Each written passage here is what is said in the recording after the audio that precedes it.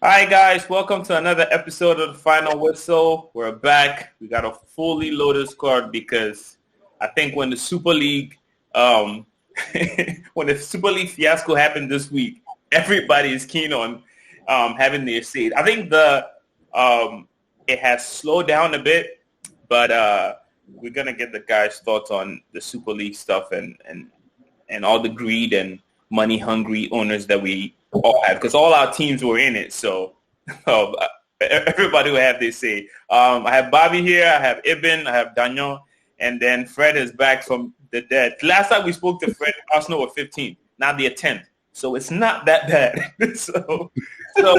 Yeah, we're going to get their thoughts in it. Before we start, guys, I think last time we recorded, Bobby got married since we spoke to Bobby last time. So, Bobby, congratulations. Congratulations, bro. Thank you. Congratulations. Congrats. I know for sure your beautiful bride is probably the only good thing that's happened to you this season, because Spurs are not one of them. But we're going to get to that. First fun? He's a Spurs fan, so so I know for sure he's not had a good season since last time we spoke. But let's start off with Super League, guys. The Super League is the most, I was talking to Bobby about, this is the most weirdest situation I've ever seen since we've all been watching, the sport. I'm trying to get a bit of recap to capture everything, but I'm probably going to miss stuff. 6 owners, 6 Premier League teams, and La Liga, and Serie A. All these teams wanted to form a Super League, and I think it was all about money and how much money you can get and how much revenue and cutting out the middleman and all this crazy stuff. Fans started protesting, getting their voice heard. Chelsea fans went to the stadium, Arsenal, Liverpool, to protest this money-hungry league that they were trying to form of the leaders groups, a league where there are no promotions. I mean, it seems like you're boss taking it, and I think they're trying to treat it as a franchise model that American sports has. Let me start with you, Bobby. What is your thoughts on this super greedy thing that these owners are trying to start with? And thank God for the fans and power of the people shutting this down from even getting started. This thing lasted 72 hours, if that. Yeah, it was interesting to see all that came out after the fact as well. So there was like a part, they like released some memos that all the owners had exchanged, and they called all of their current fans legacy fans, and all the fans that they were going to get from creating this new league were going to be new fans or whatever it was called. But the memo basically said, we can forget about our legacy fans. They don't matter anymore. It's the new fans. Yeah. So that was like, it felt like I was like a little betrayed. Mm-hmm. So it was like really interesting to see it all happen. Thank God for the fans. Although the Real Madrid president's kind of crazy, and he's still saying like... Yeah, he still thinks it's going to happen. Yeah, he's like, they've signed binding contracts. There's money that they owe. I just saw a little news notification come up that was like, Spurs are going to owe $186 million for this Super League or something, for dropping out or something. So, I mean, it's not over because it's not settled yet. So it'll be interesting to see what still happens. I mean, how wild would it be if like all these teams actually got into trouble because they weren't able to, a league that couldn't get started, that they're trying to get more money out of, they're going to end up actually losing money. I haven't heard that story, but I know that I think when they signed the contract, there were some agreements in there that you can't just get up and leave. So that's actually very interesting, because there's still 2 teams left in this Super League. Barcelona and Real Madrid are still left in it. So the league it's not completely over, but it's on its last leg. So it's actually interesting. I haven't heard that story, Bobby. So it's interesting to see how that develops, because if clubs end up actually losing more money than they started with, that would be a disaster. Evan, what do you think about the super greed? So I honestly feel like one, it's not the right thing to do, and it was not really called for. And I can proudly say that I like how my team approached it, or my team fans approached it.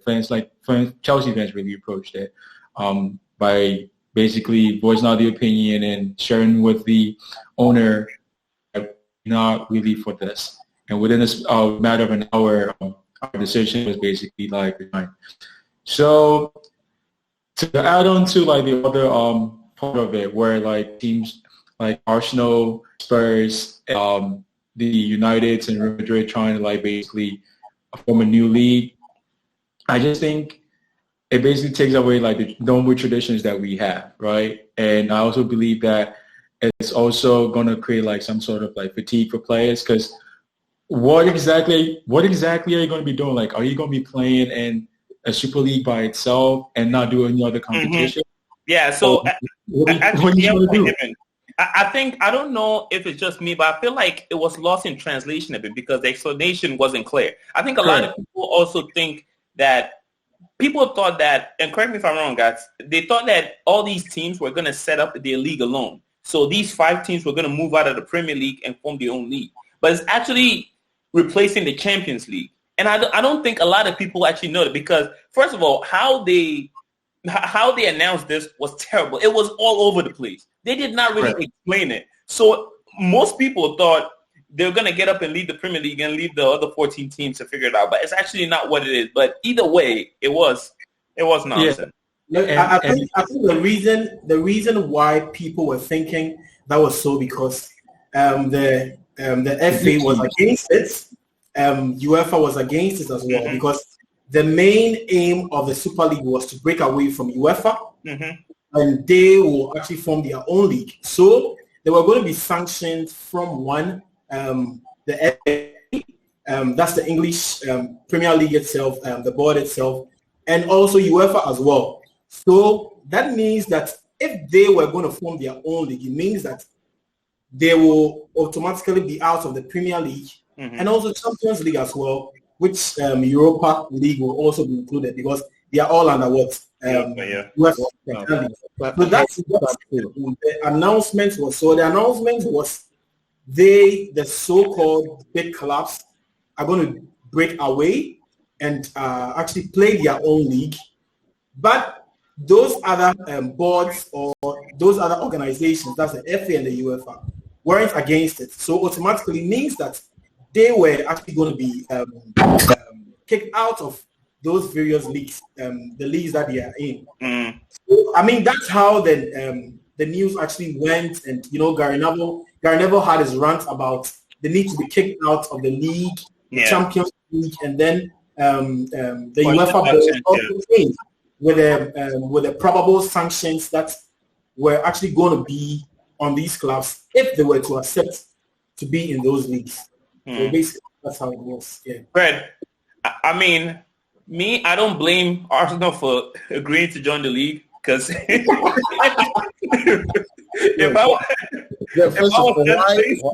why are you coming after us? What do you think? Fred? We didn't go for the Spurs fan, but you coming for us. But at least you're the this Super League thing. First of all, let's take it from this side. This Super League thing wasn't planned yesterday. It was planned years back. And as you were saying, I don't think they signed any contract. If they signed any contract, they wouldn't have just say we are just leaving. And when this thing came out, I wasn't getting it. I'm like, how? Are they going to play different league or what? So I spent time, I listened to Gary Neville and Jimmy Carragher on Sky Sports. And after listening to them, I got to know the whole idea. I'm like, this is crazy.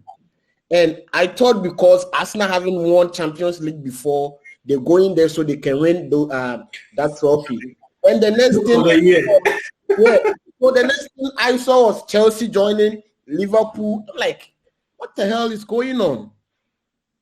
So some of the old players, Ferdinand, of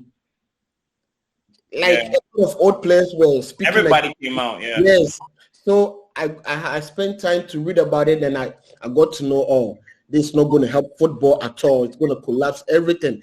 And some of the players too was afraid because, as Daniel was saying, they won't get the privileges of playing World Cup. Mm-hmm. And aside World Cup, the next big cup in this soccer business is UEFA Champions League. Mm-hmm.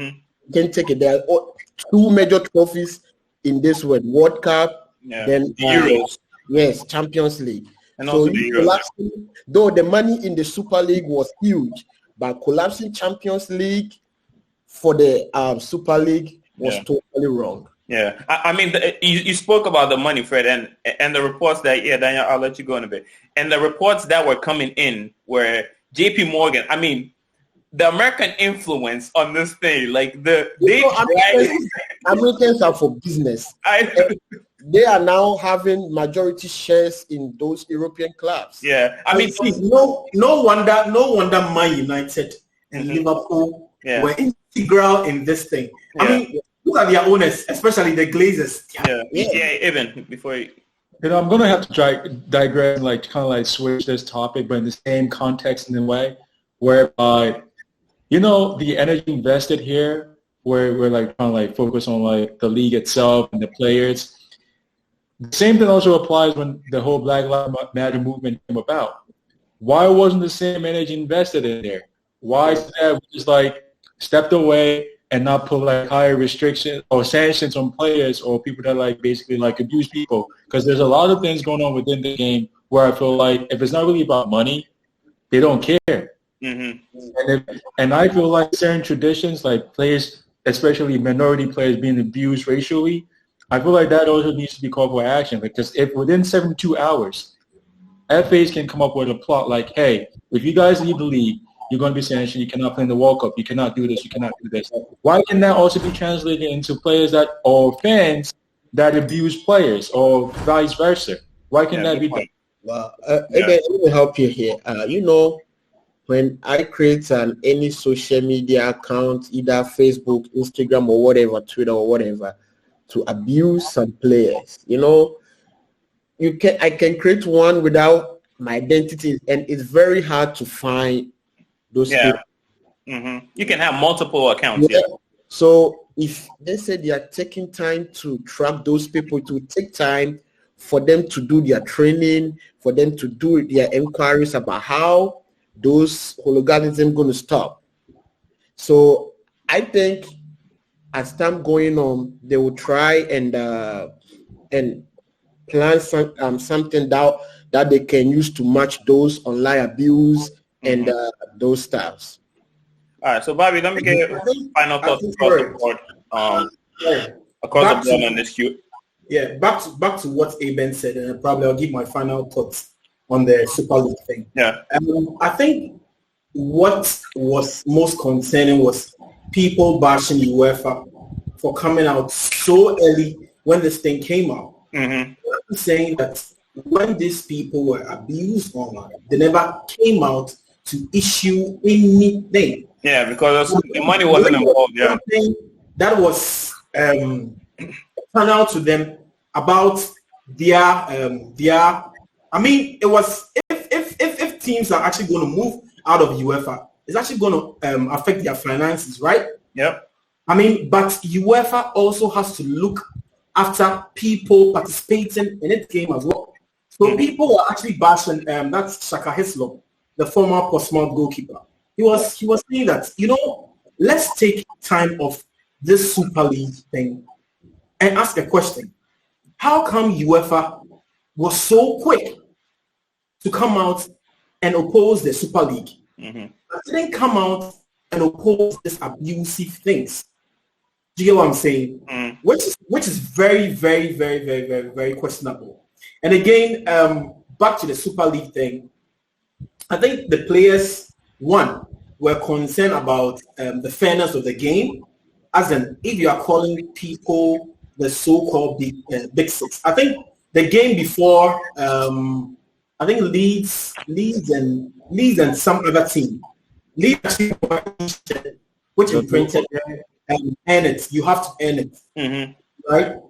Of which is true.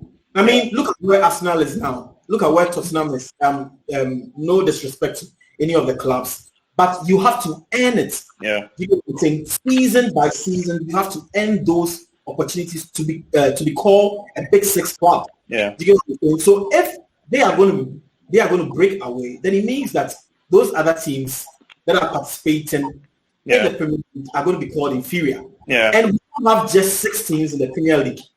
There's a reason why 20 teams are fighting to be in the Premier League. Yeah. And that makes it more interesting. Yeah.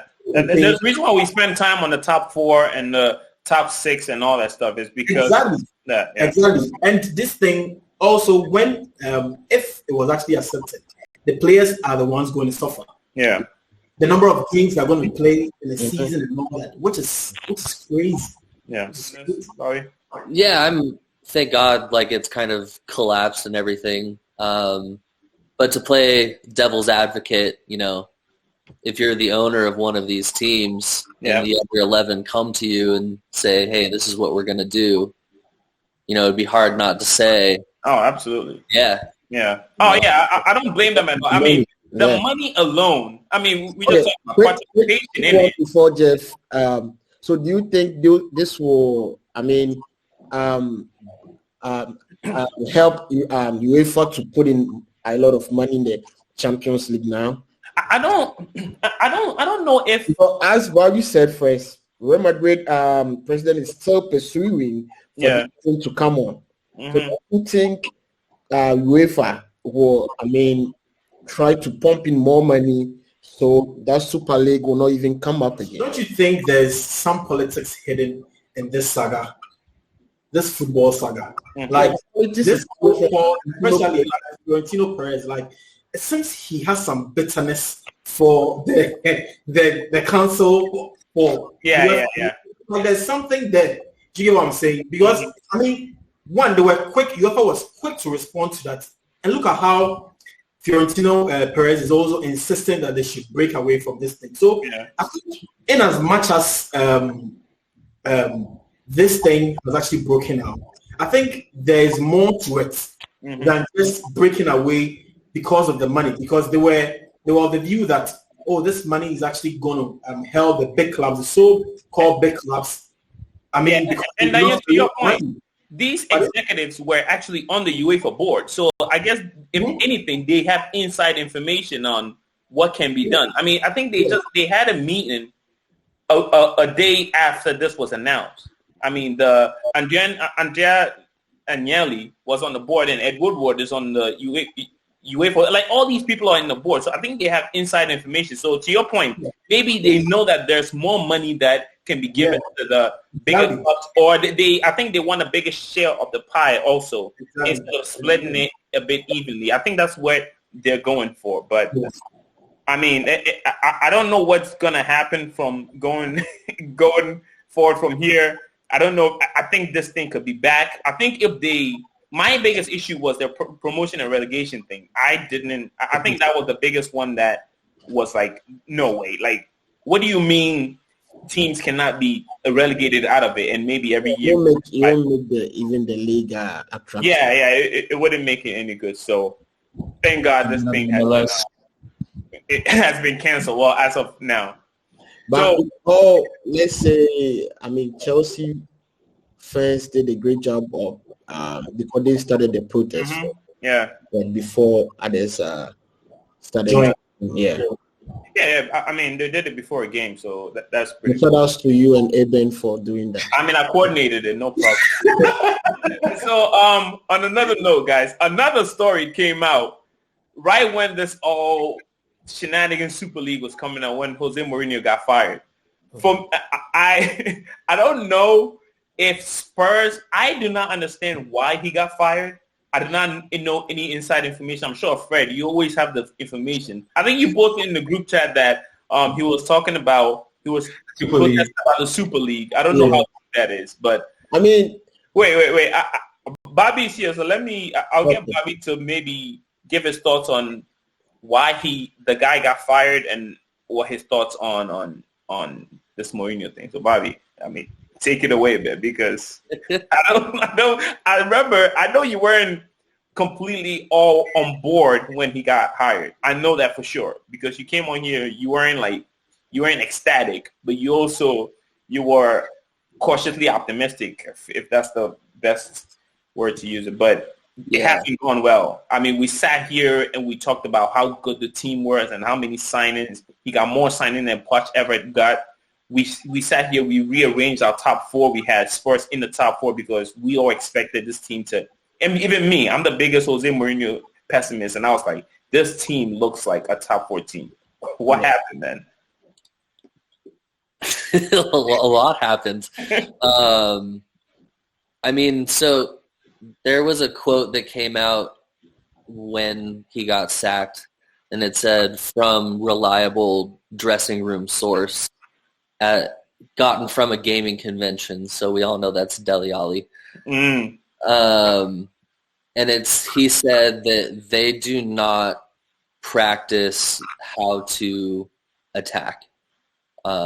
Their training sessions were based on the opponent and how are we going to defend them and how are we going to stop what they're going to stop. And going a whole season like that would be exhausting and boring. And with the team like Tottenham has, you would expect a little more.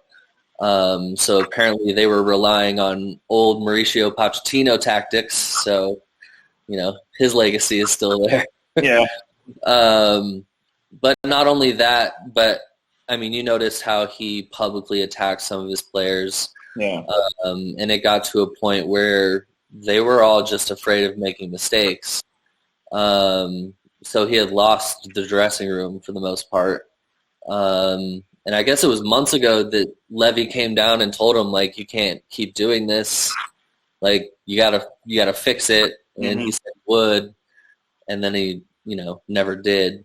And he kept trying to do that. Like, he would like try to shock the players into playing better. And it worked at the beginning of the season. It worked one time after that, but you can't keep. Yeah. It's not sustainable. Yeah.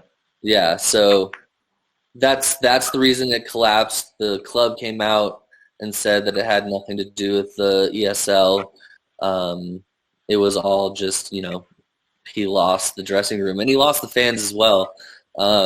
Levy said that going into the final today, he didn't want to have split audience, kind of ruin the day for the fan base or anything like that. So he decided it was the right time. I'm appreciative of who he appointed to go for the rest of the season. Ryan Mason is our age. He grew up at Tottenham. He's 29, and he spent 20 years of his life at the club. So it's pretty cool. Sucks what happened today, but thank God Mourinho's gone. So you weren't disappointed by the timing of it, like a week before the final, or were you like this was heading south? So because honestly, go ahead. Well, as the season went on, and every time something bad happened, it felt like the world was ending inside the club.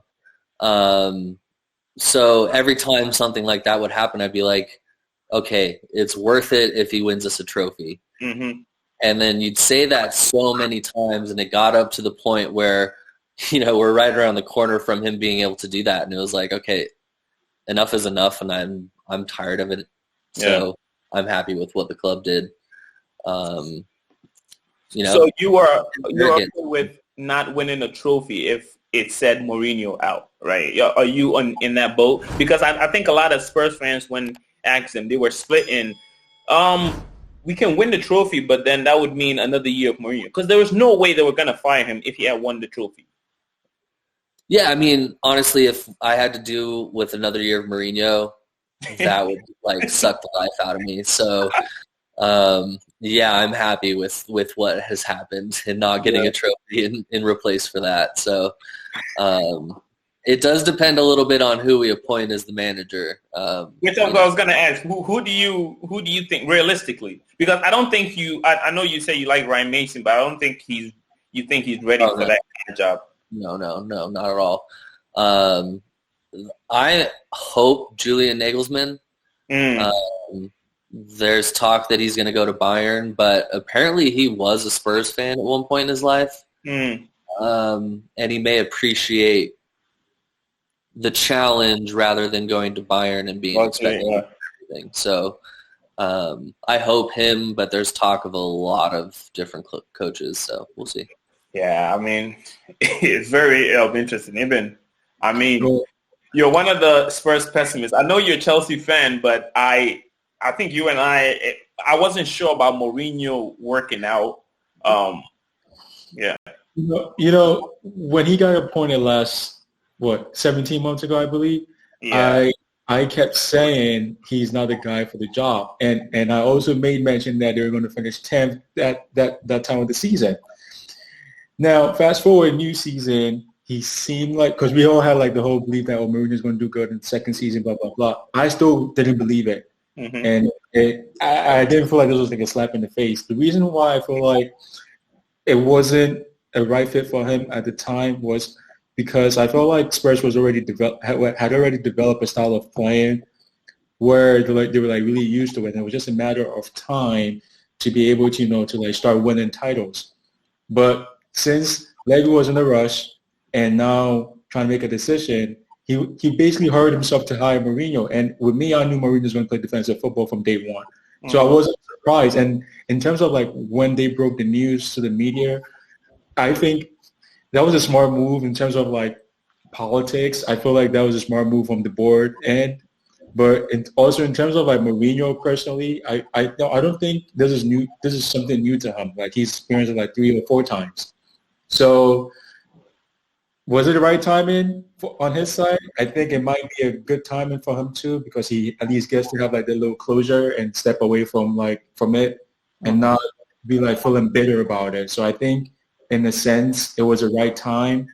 In terms of like what Mourinho has to do in the future, I don't see him coming back to the Premier League anymore. Yeah, it'll be tough to see any other team. It seems like Spurs was his last chance. Fred, I mean, I know he's a rival, but what do you think about the Mourinho position? I mean, me personally, I like Mourinho. Yeah, and I didn't see this coming. I did not see this coming, and up to now, I heard so many stories about his sacking, and I don't know the main reason why Mourinho was sacked. But for my thinking, I think they should have waited for the season to end before they would have. Sack Mourinho. And Mourinho too, any finals he has played with Pep, he hasn't lost.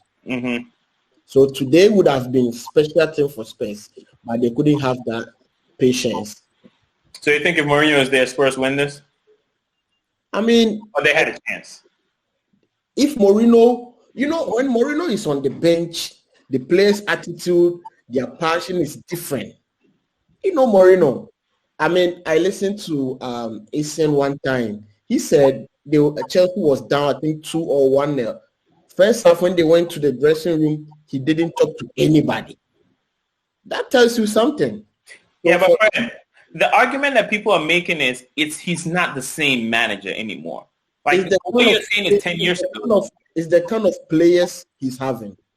Correct. It's a generational thing. Like, Mourinho, the Drogbas, the Essens, or whatever, their mindset was different. Yeah, Mourinho days at Chelsea, Inter, Madrid, Essien would do anything for Mourinho. Mikel Obi, Didier Drogba, Lampard, all of them, John Terry, would do everything for Mourinho. But now, look, Harry Kane, Son, like mentioned that they're not ready for that. And a lot of people also think his style of playing the defensive and to the counter, he should switch from that. That's his style. Yeah. That's his style. Mourinho can never change from that. And these modern players are not ready to risk that because at the end of the season for Mourinho, half of the players will go injury because of that style he's been playing. Yeah, too much, yeah. Yeah. And for, let me chip in this, Dele Alli is from UK. He's an English, and for benching him, the press will not spare Mourinho on that. And and now I think Mourinho he should be a pundit for Sky Sports as he was. So because or go for a national team. yes, that's the one I would agree with. I don't see any team going for Mourinho now. To be frank with you, Dion, what do you think about Mourinho? Yeah. So just a quick one. Before I run off, I think I'll have to probably talk about my top 4 predictions and all that before. Okay. Yeah. So my thoughts on this. I think one, the second was coming, but the timing, I think it was a bad timing.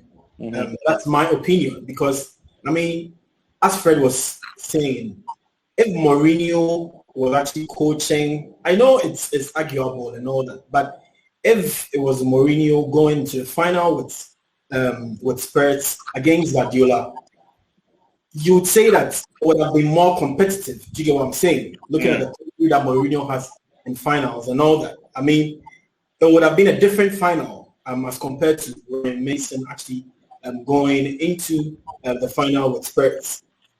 Mourinho also reiterating what Fred said. Mourinho doesn't want to change his ways and his tactics. I mean, the modern day players, as you guys were saying, you mentioned players who are ready to work, like work. Do you know what I'm saying? Like ACN, Mikelobi, like those people, like Maluda, Madam Makeleles, those people, those players are ready to work. Yeah. They'll put in the work. Do you get what I'm saying? But it's not the modern style of football. It's not the modern way of football. Do you get what I'm saying? So the modern way of football is expansive, like attack, like goals of attacks and all that. Do you get it? And Mourinho has to change. Yeah. So my view is that one, I mean, the sack was going to come. Then it was poor timing, like it was bad timing. And I think Spurs did it, I mean, in a way to just rag because there was the whole Super League thing going on and all that. They try to sneak in the back door. Exactly. Trying to just throw it out there and just, I mean, nobody really talked about the Mourinho sack. Exactly. I mean, that's what was the best time. It's the right time. I think they thought it was the right time to just throw it in there. Yeah. But I mean, it wasn't a good time they sacking Mourinho because I mean it would have been a different final. I didn't watch the final, but it would have been different. I mean, Spurs were, I mean, City were City today. They dominated. But do you think? I don't think the result would have changed if Mourinho was coach. I'm not saying that it would have changed, but you know the mentality and all that, like it would have been a different competition altogether. I'm not saying that. I mean, these players had lost it with Mourinho already, right, Bobby? Yeah, this is a cup final. Yeah? Look at how Son was actually feeling after the game and all that. You get it? Like the players were willing to win something. Do you get what I'm saying? Yeah, so, and if you go back to the last game that we played, finals. Do you get what I'm saying? You go back to the last game that we played against Southampton, and Bale came out without being prompt or anything and said, you know, we had a very good halftime talk. It motivated us, and we came back from 1-0 to win that game 2-1. And that was our first game without Mourinho. He was almost like a parasite that you had to cut off to move forward. And I think doing that before the final was a good thing because there was no way that he was going to motivate those players the way that he did those past Chelsea or Real Madrid or whatever teams. And you look at when he was at Madrid, by the time he was getting out of there, the players hated him there too. Yeah. So, he always leaves like every time he leaves the team, it seems like it's never by good terms. I think Inter was the only time he left, or Porto, but it seems like he leaves with like players hating him. And I love that Derek is here because we have another Spurs fan that Derek. I mean, Bobby, yes, you know, Derek is a Mourinho guy, but I mean. Derek, we're talking about the Mourinho so quickly. What are your thoughts about his firing and the timing of it? I think was the main thing. Yeah, I mean, I actually said this earlier on in our group message. I always gave Mourinho the chance. I always felt that, let's give the guy the chance to, kind of redeem himself from some of the struggles that he had with some of the different teams. That it was just basically me giving him excuses. It looks like with all the teams that he has been to, I would always say, oh, there was this, or there was that, and he's a changed man, and da-da-da, but it still kind of stays the same. I guess the common denominator is him, and he comes with trouble, he comes with problems with players, he comes with so many different things that we're all aware of. And so with the sacking, we all knew, to be honest, that it was going to happen. I thought that with 7, 8 games to the end of the season, maybe Spurs had already locked it in that we're just going to have him get us through the season, and then we'll decide what we want to do with him. So for them to do it at this point basically means that they probably don't even care how the season is going to go or what this is going to end up. We just cannot allow him to be in here for reasons best known to, the CEO and things like that. So I guess it's a hard pill to swallow, but it's not like we were not, expecting that to happen. Personally, I wish he would have played today's game just for him to convince himself that, okay, I wasn't good enough, right? But leaving is probably going to have, some thoughts in his mind that, well, Spurs hasn't won, a cup in a very long time. I got them to the final. They didn't allow me to see them through to at least get their first trophy. And that is something that we all can't, justify whether it was going to happen or not. But in this case, he can sit home and say, well, if you had allowed me to stay in, I probably would have won the Carabao for you. I don't know. Yeah, but Eric, do you think that they did it so that there is not an excuse to keep him next year? Do you think that they were like, he's going to go anyway, regardless of if he wins the cup or not? Let's not give him a chance to have a say or have a case to stay next year. Is it something they were like? I think if you talk about it like that, it sounds pretty malicious, right? I don't think they're sitting down trying to figure things out that way. But I think they're at a point. That's the only way that you would fire a manager a week before a final.